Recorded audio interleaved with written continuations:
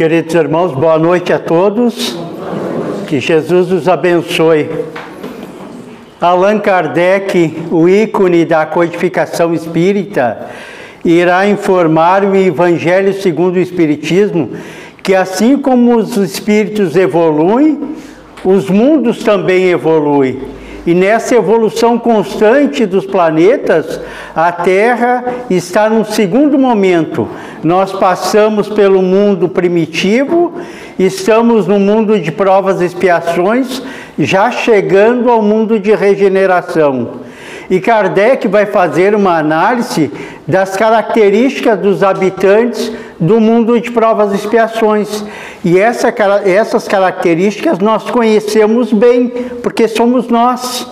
Então ele faz uma análise de como são esses habitantes dos mundos de provas e expiações como o nosso. E ele vai dizer assim que são espíritos com muita inteligência, mas que invariavelmente utilizam essa inteligência para fazer o mal ao próximo. São espíritos muito apegados a tudo que é de ordem material, em detrimento àquilo que é de ordem espiritual. São espíritos egoístas ainda. São espíritos que se voltam muito aos aspectos materiais da vida. E como uma das últimas características dos habitantes do mundo de provas e expiações, ele vai dizer que são espíritos exóticos. O que ele quer dizer com espíritos exóticos? São espíritos que reencarnam num determinado planeta, aquele planeta evolui, ele vai ficando para trás, ele pula para outro planeta. Aquele planeta vai evoluindo, ele vai ficando para trás, ele pula para outro planeta. Então somos nós, esses espíritos ainda muito apegados a tudo que é de ordem material, em detrimento às questões de ordem espiritual. E ele vai perguntar por que nós somos assim. Por que nós somos espíritos que já tivemos centenas e centenas de existências e ainda continuamos mais para o início do processo de evolução do que para o término dela? Nós estamos mais para o início do que para o término. E ele vai dizer assim que ao longo das nossas existências anteriores, invariavelmente, nós tivemos noções de espiritualidade. Então, em existências anteriores, quando a gente passou por alguma religião lá atrás, a gente teve noções da ideia de Deus.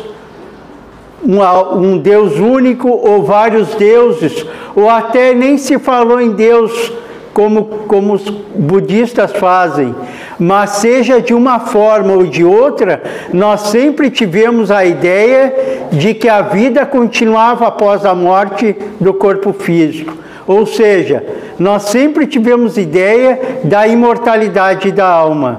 Nós podemos ter passado por alguma religião que falou sobre reencarnação, ou que nos orientou que o espírito ficava dormindo até a hora do juízo final.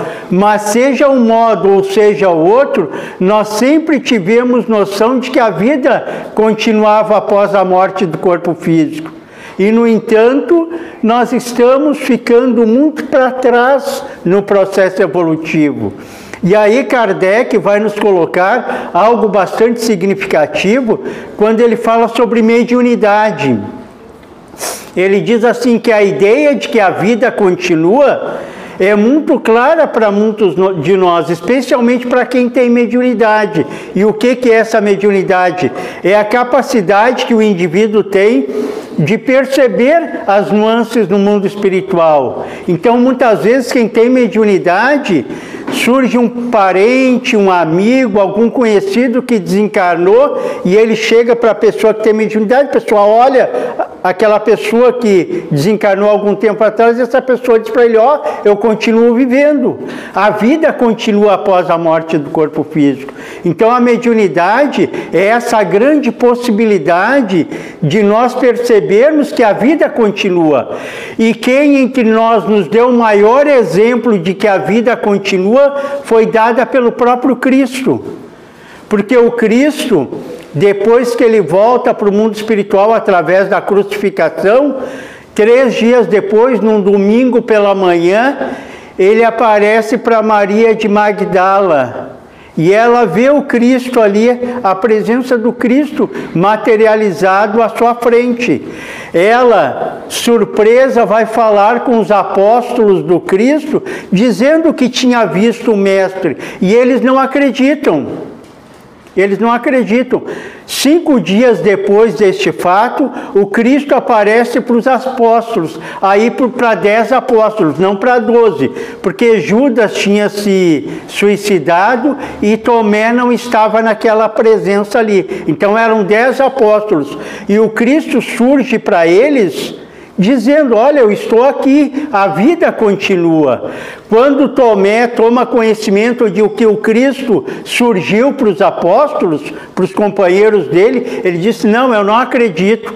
Eu só vou acreditar se eu colocar as mãos nas chagas do Cristo. 3 dias depois, o Cristo surge para Tomé e dizendo assim: Tomé, coloca a mão aqui, ó, nas minhas chagas. O Cristo não precisava ter chagas. Ele foi o Espírito de maior grandeza que já esteve na terra. Mas para provar que era mesmo o Cristo, ele diz: Tomé, coloca a mão aqui, ó, nas minhas chagas. Tomé coloca e a partir dali ele acredita. E é interessante esse fato, quando Cristo surge para dizer que a vida continua, porque os seguidores do Cristo vão ser antes do Cristo surgir, e vão ser outros depois, porque antes do Cristo demonstrar na prática que a vida continuava, os apóstolos e os seguidores do Cristo, eles tinham medo de sofrer violência, eles tinham medo, né, de sofrer agressões, e depois que o Cristo surge e mostra que a vida continua, eles se tornam mais corajosos, eles começam a pensar assim, ó: por mais que façam contra o meu corpo, mesmo me martirizando, me matando, eu vou continuar vivo, porque eu sou um espírito eterno. Então, a partir dali, os seguidores do Cristo começaram a ter mais coragem, começaram a se demonstrar como seguidores do Cristo, né? Não tinham mais medo. E aí o que acontecia? Eles começaram a sofrer perseguições. Você sabe, isso é histórico, que o cristianismo primitivo, logo depois da volta do Cristo à espiritualidade, aqueles que seguiram com os ensinamentos do Mestre, eles sofreram grande sorte de martírios. Foram martirizados e de um modo muito violento. Muitos deles foram mortos pelas feras no circo romano. Então era colocada aquela multidão de cristãos e as feras matavam, né, martirizavam. Outros tantos foram crucificados, outros tantos colocados nas fogueiras. Então o martírio foram imensos naquele primeiro momento, porque quando o Cristo veio e nos deixou o seu Evangelho, as pessoas, os seguidores primeiros do Cristo, começaram a vivenciar na prática aqueles ensinamentos do Cristo, de amorosidade, de fraternidade, de crença na reencarnação. Tudo isso eles começaram a vivenciar. Então eles demonstravam aquilo que o Cristo tinha deixado para eles em termos do Evangelho do Mestre. E eles começaram a sofrer perseguições, começaram a ser martirizados. E quem é que martirizava os cristãos? Os romanos. Os romanos martirizavam. E eles tinham várias razões para martirizar os cristãos, mas especialmente 3 razões eles tinham para martirizar os cristãos. A primeira dessas razões é que os cristãos primitivos, como Cristo veio dizer, acreditavam num Deus único, como Moisés já tinha deixado para nós lá atrás. Então se falava em Deus único. E aquele tempo em que o Cristo esteve aqui, em Roma, adoravam vários deuses, existiam dezenas e dezenas de deuses. O principal deus romano era Júpiter. Então os romanos acreditavam que existiam dezenas de deuses, e o Cristo veio dizer que Deus era único, só existia um. Portanto, e esse Deus único não era nenhum daqueles deuses do Olimpo romano. Não, era um Deus único, Pai de todos nós. Então, se os cristãos vieram dizer que tinha um Deus único, eles estavam menosprezando os deuses romanos, portanto, eles tinham que ser martirizados. Este foi o primeiro motivo do martírio dos cristãos. O segundo motivo foi que o imperador romano, ele era considerado Deus. Para os romanos, o imperador era considerado Deus. E os cristãos, o que dizia do imperador? Não, ele não é Deus, ele é uma pessoa comum, como qualquer outra.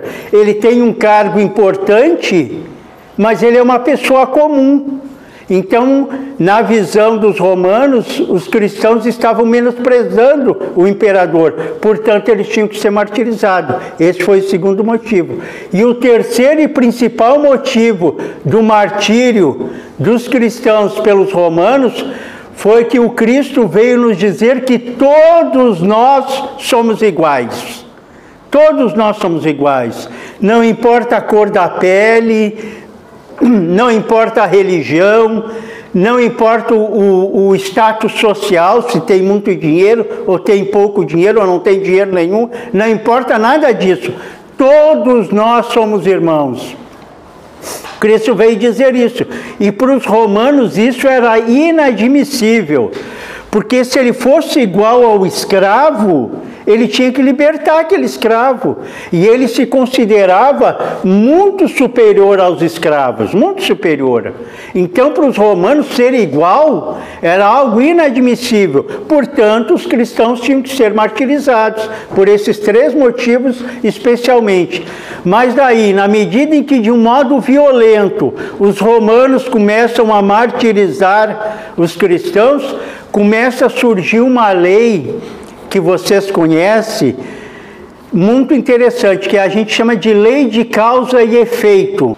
Lei de causa e efeito. Começa a surgir naquele momento em que os romanos começam a martirizar os cristãos. E o que diz a lei de causa e efeito? Ela diz assim, ó, quando uma pessoa tem ódio de outra pessoa, uma pessoa tem mágoa de outra pessoa, uma pessoa tem rancor de outra pessoa, ódio, rancor, mágoa, isso não leva a lugar nenhum de um modo positivo, não, isso não constrói nada. A única coisa que constrói é o amor. O que a lei de causa e efeito faz quando tem ódio um do outro? Não coloca um aqui em Canoas e outro lá em Porto Alegre, não, coloca dentro da mesma casa. Numa próxima encarnação eles vão ser parentes, para se amarem. Porque a lei do ódio, ela não constrói nada. O que constrói é o amor. Então, a lei de causa e efeito, ela aproxima as pessoas que se odeiam, né? Se uma pessoa odeia a outra, na próxima encarnação ela vai vir junto. Cuidado, né? Cuidado, né? A próxima encarnação vai vir junto. Por quê? Porque daí, como tem o esquecimento do passado na reencarnação, a gente não lembra do passado, a gente vai, por exemplo, vai pegar aquela criancinha no colo, o nosso filho, a nossa filha, e a gente vai pensar assim, ó, eu amo profundamente o meu filho ou a minha filha. E a gente não lembra, graças a Deus, né, que quem sabe aquela criatura me fez imenso mal lá no passado, ou eu fiz para ela. A gente não lembra. Portanto, a gente, com aquela ideia que a gente tem com relação, por exemplo, aos nossos filhos, a ideia de amorosidade, a gente vai pegar nos braços e vai dizer assim, poxa, como eu amo meu filho, eu sou capaz de dar a minha vida por ele. Não é assim? É assim, né? Então a gente tem um esquecimento do passado e a gente começa a amar a criatura. Então tira o ódio lá do passado e bota ali o amor. É como os casais, por exemplo. Os casais aqui na Terra, diz a espiritualidade, a maioria deles, os espíritos dizem que em torno de 80% de todos os casamentos aqui são casamentos que a gente chama de casamentos provacionais. Qual é a grande característica do casamento provacional? O reencontro de espíritos que no passado já formaram conjugalidade. Mas como lá no passado um ou outro pode não ter respeitado muito o outro, pode ter prejudicado o outro, eles vêm junto de novo. E graças a Deus que tem o esquecimento, né? Porque se não tivesse, ela estava aqui, por exemplo, ele vinha lá, ele diz, não, com ele não, de novo não. A pessoa não ia querer, mas como tem o esquecimento, né? A gente não lembra e a gente aceita a criatura, para tentar se reajustar. Sempre que a lei de causa e efeito põe duas pessoas juntos, só tem um objetivo, é se amarem, se reajustarem, se respeitarem. Então, quando os romanos começaram a perseguir os cristãos, começou a surgir essa lei de causa e efeito. Mas olha só que interessante, a lei de causa e efeito, ela age assim, se uma pessoa odeia a outra, põe dentro da mesma casa, para se amarem, numa próxima vida. Como tem o esquecimento, eles vão se amar. Mas agora, quando uma pessoa odeia milhares de pessoas, como é que faz? Como é que vai formar um lar com 1000 pessoas? Um lar com 1 milhão de pessoas? Não tem como formar isso. Como é que a lei de causa e efeito faz, então, quando uma pessoa odeia milhares de pessoas? Por exemplo, os árabes e os judeus, eles são em guerra agora, vocês assistem lá na TV, né? Eles se detestam, se odeiam. Então, um árabe, ele não odeia um judeu, ele odeia todos, milhares de judeus. Como é que a lei de causa e efeito vai formar um lar com milhares de pessoas? Não tem como. Como é que faz aí? Põe no meio, a pessoa vai reencarnar naquele meio. Um árabe que hoje odeia um judeu, numa próxima encarnação ele vem judeu. Porque daí ele vai assimilar aquela cultura, ele vai se tornar judeu e vai amar aquelas pessoas. Uma pessoa que é extremamente racista, ela não odeia uma pessoa daquela cor, não, ela odeia todas. Numa próxima encarnação ela vem naquele meio. E aí a gente tem que prestar atenção.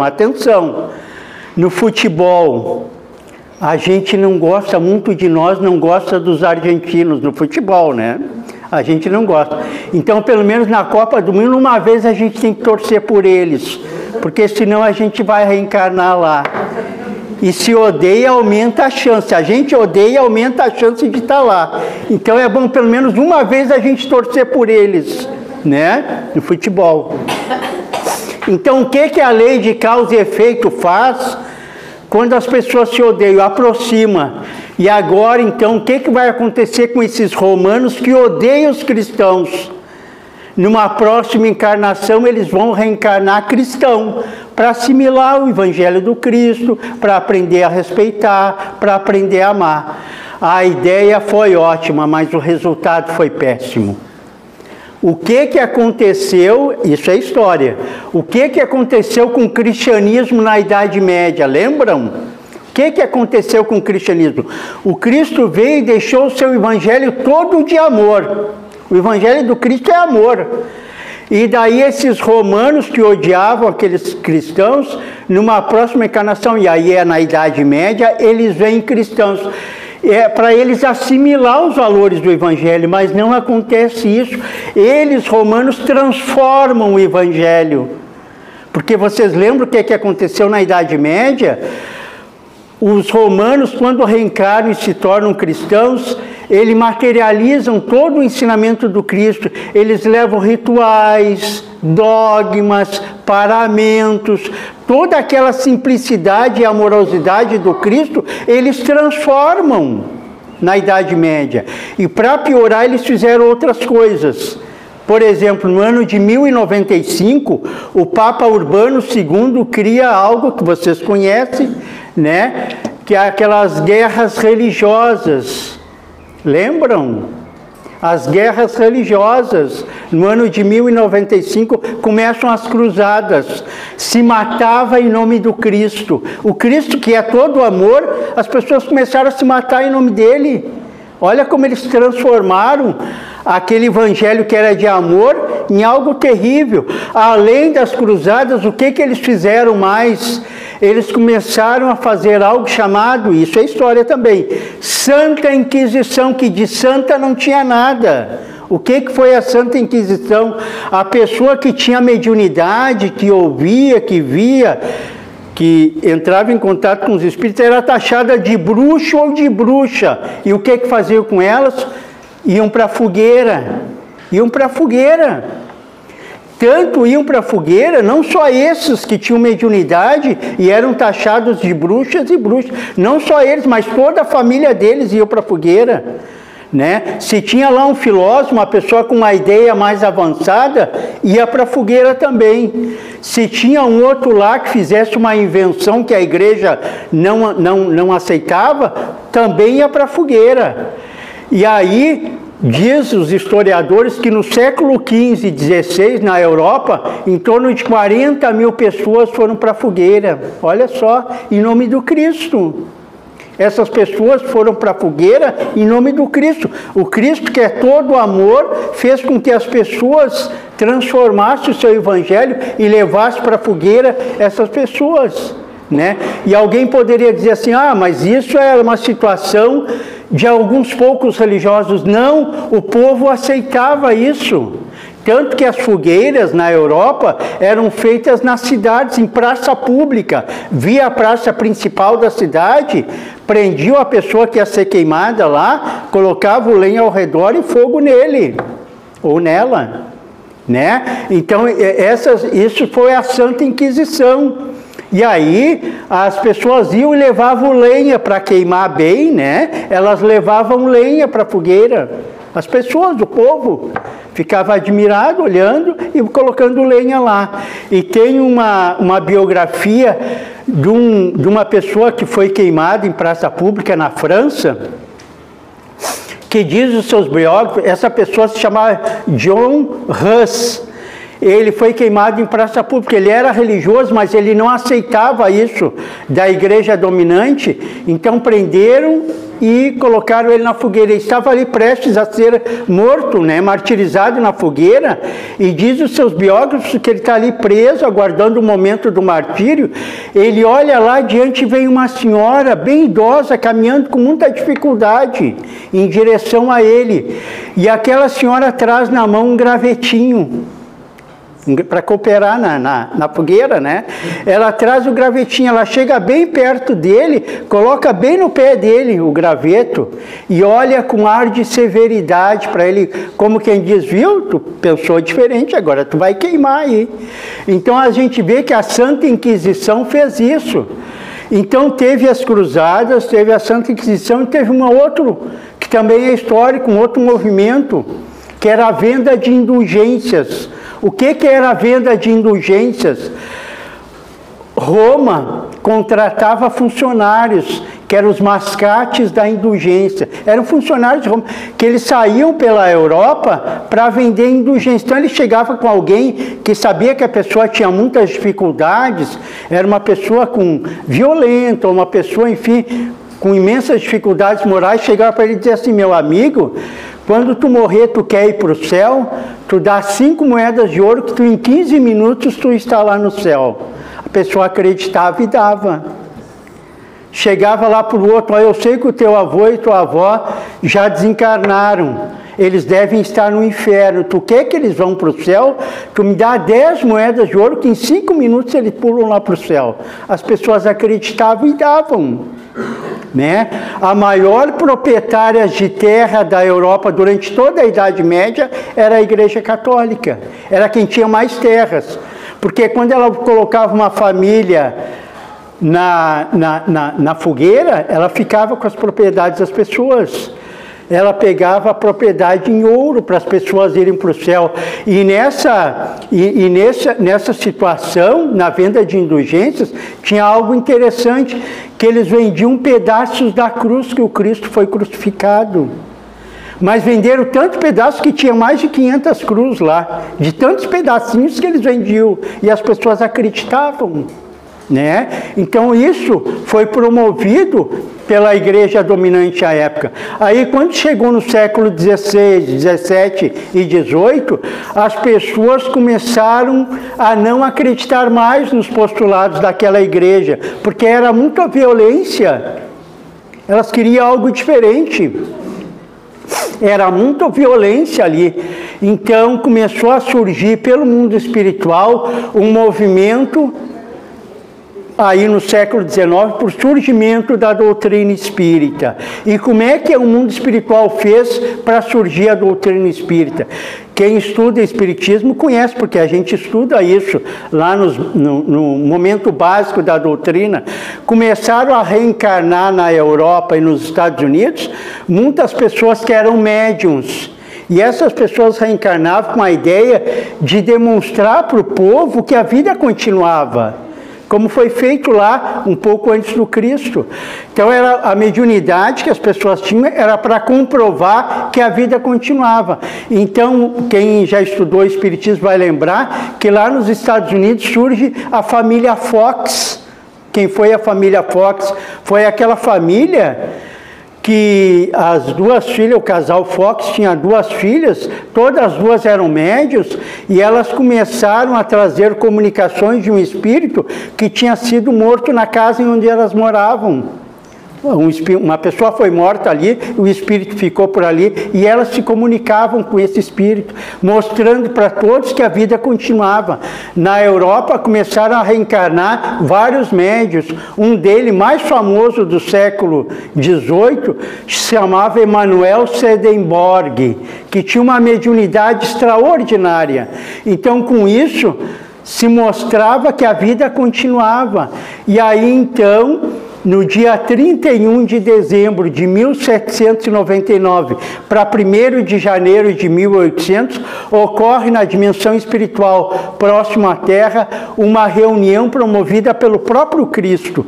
Essa reunião, em 31 de dezembro de 1799 para 1º de janeiro de 1800, tinha como grande objetivo traçar a vinda de Allan Kardec, reencarnar aqui, trazendo com isso a doutrina espírita, né, que vai se formar aqui no nosso planeta com a publicação em 18 de abril de 1857 de O Livro dos Espíritos. Né? Então aí era necessário que viesse pessoas para ser espírita num primeiro momento. Tinha que ter pessoas para vivenciar aquela... E quem é que foi chamado para ser os espíritas do primeiro momento? Porque vamos fazer um histórico rápido assim, ó. Veio Cristo e nos deixou o seu evangelho de amor. Vieram os romanos e martirizaram os cristãos. Daí esses romanos vieram na Idade Média e modificaram totalmente o evangelho do Cristo, materializaram o evangelho. Então agora esses romanos, que eram os religiosos da Idade Média, vão vir para ser os espíritas. Por isso que no nosso meio espírita é comum alguém dizer assim, numa encarnação passada eu fui padre, mas eu não conduzi bem no evangelho. Ou então vem uma pessoa, uma senhora, né, uma irmã, e diz assim, lá na Idade Média eu fui uma irmã religiosa, mas eu não me conduzi bem com relação à vivência do evangelho. Agora vem no meio espírita para a gente vivenciar plenamente o evangelho dentro do nosso meio. Nós procuramos vivenciar, tanto que o Evangelho segundo o Espiritismo é aquele nosso livro que a gente chama de livro de cabeceira, ou seja, aquele nosso livro que a gente deve ler com muita frequência, né? O Evangelho segundo o Espiritismo. Mas agora, para nós que somos espíritas, e eu estou falando para espírita, é importante nós percebermos que nós temos que estudar. Por que estudar? Porque quando nós viemos na casa espírita, muitas vezes nós viemos na casa espírita 1 hora por semana, às vezes 2 horas, às vezes até 3 horas por semana. E nas outras horas todas, nós não temos uma ligação muito direta com o conteúdo da doutrina. Então nós temos que estudar, ou devemos estudar, porque estudar a doutrina espírita oportuniza que eu possa conhecer quem eu sou. Da onde é que eu vim, por que eu passo por situações aqui na Terra, para onde é que eu vou ir depois que eu desencarnar, por que eu tenho na minha convivência esta e essa pessoa, será que é por acaso, por sorte ou azar? Em doutrina espírita e na lei de Deus não tem essas palavrinhas, sorte, azar, por acaso, essas palavras não existem. Tudo está de acordo com a justiça divina.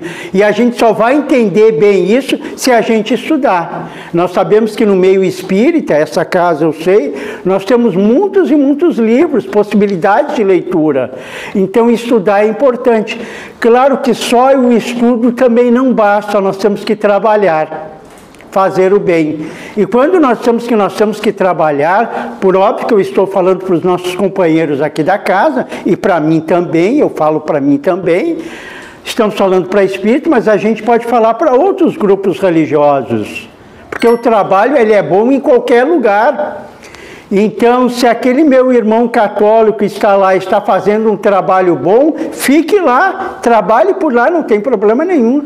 Se aquele nosso irmão protestante está fazendo um trabalho bom lá, fique lá. Se aquele nosso irmão evangélico está trabalhando bem lá, continue trabalhando, continue lá. Se não está bom lá, vem para cá que aqui tem trabalho. Aqui tem trabalho. Né? Então a gente tem que trabalhar, e a gente podia falar até além dos grupos religiosos. Então eu poderia falar com aquela moça, por exemplo, aquele rapaz, que é um auxiliar de enfermagem, trabalha lá no hospital ou no posto. Procura trabalhar com carinho, com respeito, com cuidado com aquela pessoa. Continue assim que está bem. Né? Eu costumo dar um exemplo, que eu trabalhei durante 38 anos na área da saúde. 38 anos. Eu tinha um colega lá, psiquiatra, né? Muito interessante, que ele era materialista. Ele não acreditava em nada que era de ordem espiritual, né? E a gente se dava muito bem. Então, quando eu ia visitá-lo, e eu ia com alguma frequência, a gente jantava junto. E ele gostava muito de mostrar a biblioteca dele. A biblioteca dele era fantástica, né? Ele era de origem francesa, veio para o Brasil quando jovem, e aqui ele se formou médico psiquiatra. A biblioteca dele era metade desse salão, tudo cheio de livros, tudo tinha livro. Então ele me dizia assim, ó, toda essa parede aqui é livros em francês. Lá naquela parede, lá é tudo livro em inglês. Neste lado aqui é tudo em espanhol, ali é tudo em português, era livro por todo lado. E daí ele era materialista. Quando eu ia falar para ele em espírito, ele dizia, meu filho, ele me chamava de meu filho, não fale em espírito, não existe espírito. Não fala, ele não acreditava. Hoje ele acredita, porque ele é um, né? Ele desencarnou, hoje certamente ele acredita em espírito, porque ele se tornou um. Né? Então a gente vê que era materialista, e essa pessoa materialista, 3 vezes na semana, ele ia nas vilas de Porto Alegre e dava consulta de graça, não cobrava as consultas. Eu às vezes acompanhava ele, ele levava uma mala grandona cheia de remédio, ele dava a consulta de graça e depois dava o remédio de graça. Né? Eu ficava impressionado com ele. Ele fazia isso, durante anos ele fez isso. E era uma pessoa materialista, estava trabalhando no bem. Então o convite que Deus está fazendo para todos nós é um convite de trabalho. Para nós sermos úteis na vida. Sermos úteis. E aí essa utilidade é muito variável, porque tem algumas pessoas que são úteis num contexto social grande. São pessoas que trabalham para um grupo, e às vezes tem outros que são úteis lá naquele grupinho pequeno da casa, não tem problema, continua sendo útil, continua fazendo bem, continua materializando a ideia de Deus através do bem ao próximo. Aí nós vamos estar materializando a presença de Deus na nossa vida. Muita paz a todos.